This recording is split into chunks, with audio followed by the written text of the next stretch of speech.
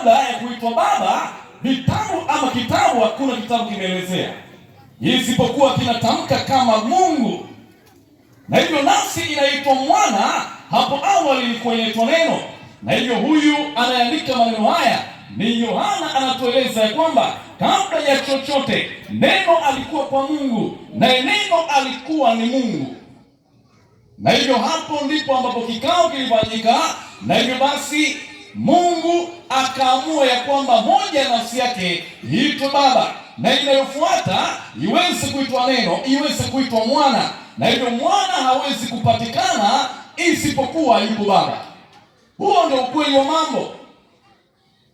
Na hivyo kama ndivyo hivyo, vitabu vituambia kwamba huyu Neno ama huyu Mwana alikuwa ni mtoto wa Mungu. Neno linalotumika kibiblia anaitwa Mwana wa Mungu, kuonyesha ya kwamba hichi kiumbe kilikuwa ni kikubwa, hakikuwa ni kiumbe kidogo ama kadogo ambapo kanaanza maisha. Mtoto ndiye anaanza maisha, ila mwana haanzi maisha. Mwana alikwisha kuwepo, na ndio maana wewe ulioketi hapa unaitwa mwana ama binti wa Mungu. Hiyo ndio kauli ya maandiko matakatifu. Mungu hawezi kuwa na mtoto. Kwa nini hawezi kuwa na mtoto? Ni kwa sababu Mungu hana mke. Ili aonekane mtoto, lazima mke aonekane. Na hivyo Mungu hana mtoto, ila Mungu ana mwana. Mwana anatolewa, maana mwana alikuwepo, na hivyo alikuwa na asili yake. Na hivyo kwa sababu hiyo basi, huyu anaitwa Mwana wa Mungu, asili yake aliitwa Neno la Mungu. Amen. Na hivyo kwa sababu hiyo ya mwandishi mmoja mashuhuri anatuambia sababu iliyosababisha mpaka kufikia hayo yote Mungu kwa na Mwana, ni kwa sababu ionekane nafasi ya moja ya sehemu ya Mungu ikipewa majukumu ifanye, na nyingine itoe majukumu hayo.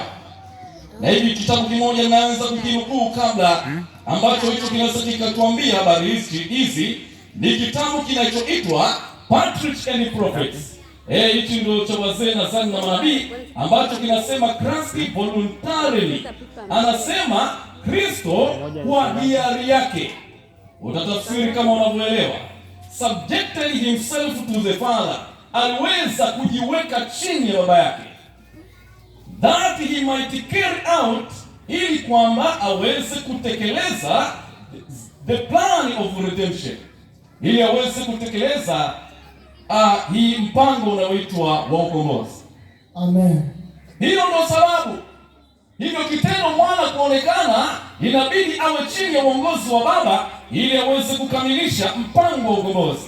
Na mambo haya yalifanyika kabla tu hata ulimwengu haujakuwepo. Na hivyo mpaka ulimwengu unakuwepo, tayari mwana alikwisha kuwepo. Na hivyo mwana alikuwa hapo awali anaitwa Neno. Hebu niseme tu kisa hichi, unaweza ukanielewa ninapoelekea. Kulikuwa kuna mtoto ama binti mmoja ambaye huyu binti alikuwa ni mwerevu sana. Huyu binti kipindi fulani aliweza kuulizwa maswali yafuatayo, ya kwamba baba yako ana miaka mingapi? Huyu binti akasema baba yangu ana miaka 10. Ndiko watu wakashangaa kwamba binti na uwerevu wake anamuitikadije baba yake na miaka 10. Ndiko binti akamwambia, tulieni kwanza niwaeleze sababu ya baba kuwa na miaka 10. Wewe una miaka mingapi? Akasema hata mimi mwenyewe na miaka 10.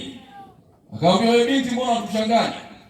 Akasema sababu inayomfanya baba kuwa na miaka 10 na mimi kuwa na miaka 10 ni kwa sababu baba yangu tangu aanze kuitwa baba sasa hivi ni takribani miaka 10. Kabla ya hapo hajawahi kuitwa baba, maana alikuwa hana mtoto, na mpaka sasa hivi imefikia kuitwa binti. Hiyo ndio sababu. Na hivyo ndivyo ilivyokuwa. Mungu Baba hawezi kuitwa Mungu Baba mpaka siku alipotangaza ya kwamba tayari ana mwana.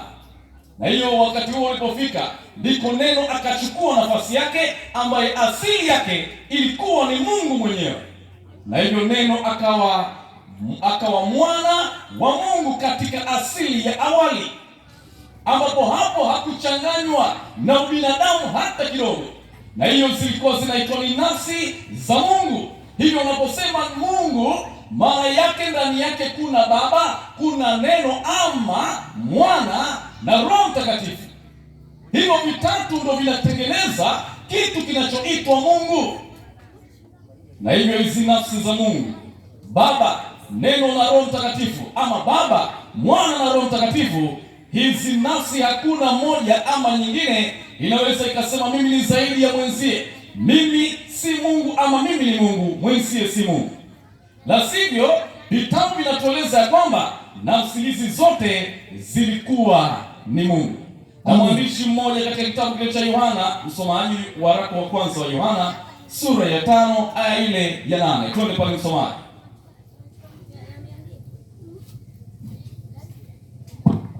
Kitabu cha waraka wa kwanza wa Yohana sura ya 5 aya 8 inasema. Inasemaje? Kwa maana wako watatu washuhudiao mbinguni. Kwa maana wako watatu washuhudiao mbinguni. Baba, hivyo hiyo ni nafsi ya Mungu, hiyo Baba na Neno na Roho Mtakatifu. Na Roho Mtakatifu. Na watatu hawa ni umoja. Na watatu hawa ni umoja. Amin. Hivyo unapokusanya nafsi hizi tatu zinaitwa kitu kimoja, na umoja maana yake ni Mungu. Na ndio maana kipindi kile Mungu alipokuwa akiumba, Mungu anaposema ya kwamba na tufanye mtu, Mungu alitumia nafsi zake zote tatu. Ilikuwa kana kwamba ni cabinet hivi, kikao kati ya Baba, Neno na Roho Mtakatifu, wanajadili tufanye mtu kwa namna tulivyo.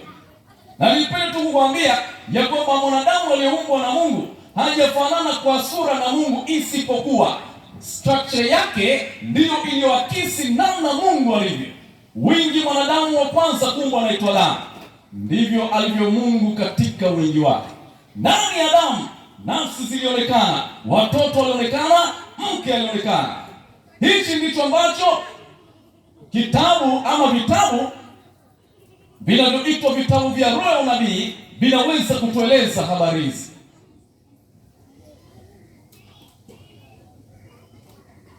Ya kwamba namna ambavyo unaweza kuakisi ama kufanana na Mungu ni katika hali ya kukuumba, ni katika ujazo Mungu alimuumbia mwanamume mmoja anaitwa Adamu. Ndani yake alimjaza, na ndivyo ndani ya Mungu palivyo, kwamba Mungu ndani yake amejazwa, lakini Mungu ni mmoja.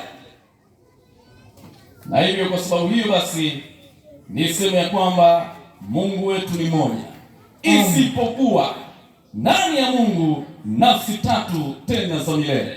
Amen. Na hizi nafsi tatu Mwenyezi Mungu saa ilipofika alitaka kujidhihirisha kwa nafsi hizi. Na ndio maana kitabu cha Timotheo wa kwanza sura ya 3 aya 16 anasema inna siri takwa adhim, bila shaka siri ya uchamungu ni kuu. Allahu dhahara fi jasari, Mungu alidhihirishwa katika mwili. Shahada roho libiri, akathibitishwa katika roho. Shahidati huli malaikatu, kisha akaonekana na malaika. Bushra bihi baina al-umami, akahubiriwa katika ulimwengu. Umi nabii fil alami, akaaminika katika dunia. Thumma rufia, kisha akainuliwa fil majdi, katika utukufu. Na hivyo Mwenyezi Mungu anasema hiyo siri ya kumtambua. Watu wanatafuta takwa, majengo ya ibada yanatafuta namna ya kumcha Mungu. Maana takwa maana yake ni namna ya kumcha Mungu. Si Waislamu, si Wakristo, wanatafuta namna iliyo bora ya kumcha Mungu. Lakini anasema hiyo siri ya kumcha Mungu ni siri kuu, namna Mungu alivyodhihirishwa. Hivyo saa ilifika Mungu akadhihirishwa. Huyo Baba akatakiwa aonekane, nafsi ya Mungu hiyo, ndani yake Roho alitakiwa adhihirike, na kisha Neno ama Mwana naye aweze kudhihirishwa. Na hivyo ndivyo hiyo inaitwa siri ya uchamungu. Na hivyo watu wanapoitafuta siri ya uchamungu, Mungu ni mmoja. Hebu msomaji, twende katika kitabu kile cha Qur'ani, kwa sababu ya muda wetu tunakimbizana na muda. Hebu twende katika Qur'ani sura ya 33 aya ile ya 56. Qur'ani sura ya 33 aya ile ya 56. Qur'an sura 33 aya 56 nasema, hakika Mwenyezi Mungu hakika Mwenyezi Mungu anamteremshia rehema mtume na malaika wake wanaomwombea dua kwa vile vitendo vizuri alivyovifanya. Basi enyi Waislamu mliopata neema hii ya kufundishwa haya na mtume, msalieni mtume, muombeeni rehema na muombeeni amani. Hivyo kitabu cha Qur'ani kinatueleza jinsi ambavyo swala zinafanyika. Hivyo kinatuambia kwamba bila shaka inatumika hurufi taukidi. Jana nilikwambia ndani ya Qur'ani ikitumika hurufi inaitwa inna, hiyo inaitwa hurufi taukidi. Wa nasbi inafanya ismu inakuwa nasba. Ikiitwa nasba, hiyo ismu ama jina lazima liishie na hurufi a. Haliwezi likawa ni marfu. Marfu lingeishia na hurufi u, au majruru lingeliishia na hurufi ai. Ndio wazungu sasa, utamsikia mzungu ukimuuliza marfu ndo nini, atakwambia ni nominative case, lakini ukimuuliza mansubu maana yake nini, atakwambia ni accusative. Hivyo ni vile vile ambavyo katika lugha ya Kiingereza, yaani hakuna tofauti. Genitive ndio sasa hiyo majruru, majruru. Na hivyo kwa sababu hiyo basi hurufi inna inafanya jina kuonekana ni nasba, lazima iishe na nasba. Na hivyo basi Qur'ani inasema inna Allah, na isemi inna lahu. Kwa nini? Kwa sababu ya hurufi inna ni herufi ya mkazo. Qur'ani inatumia hurufi ya mkazo. Hakika Mwenyezi Mungu inna Allah wala si inna lahi. Hiyo ndio taarifa yake. Hivyo Mwenyezi Mungu anasema inna Allah wa malaikatahu yusalluna ala nabi, Mwenyezi Mungu na malaika zake wanamswalia mtume.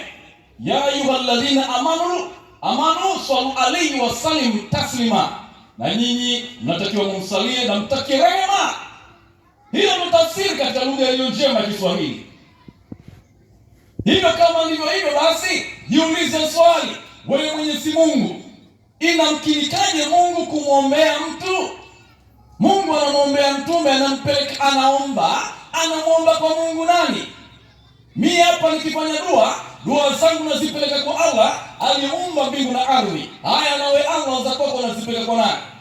Hilo ni swali la kujiuliza.